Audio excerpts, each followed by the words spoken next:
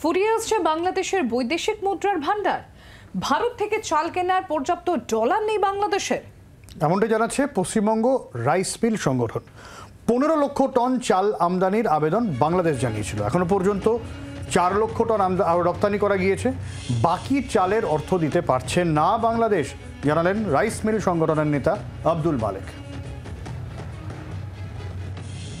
যেভাবে বাংলাদেশ একেবারে পুরোপুরি দেউলিয়াপনা হয়ে গেছে, তাদের হাতে কোনো ডলার নেই, ডলার শর্টেজ, তারা চাল কেনার এলসি করতে পারছে না। ব্যাংকের মাধ্যমে যে এলসি করে চাল কিনতে হবে সেটা তাদের আর সেই ক্ষমতায় কুলে উঠছে না। ফলে এই যে 15 লক্ষ মেট্রিক টন চাল কেনার যে অনুমতি তারা দিয়েছিল এক্সপোর্টারদের মাধ্যমে কেনার, সেটা কিন্তু আজকে মূলত ওই 2 মাসে আমার কাছে যা তথ্য আছে তাতে প্রায় 4 লক্ষ মেট্রিক টনের মতো চাল সেখানে গেছে। থেকেও যেটা গুরুত্বপূর্ণ বিষয় সেটা হচ্ছে সেই চাল নেওয়ার মতো পর্যাপ্ত অর্থ ভাণ্ডার এই মুহূর্তে বাংলাদেশের কোষাগারে নেই। আগে খেয়ে তারপরে শরীরে শক্তি সঞ্চয় করে তবেই না কলকাতা দখল হবে, তবেই না দখল হবে ভারত।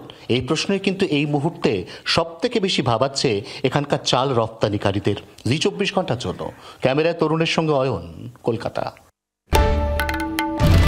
বাংলার আওয়াজ, বাঙালির আবেগ, জি 24 ঘন্টা।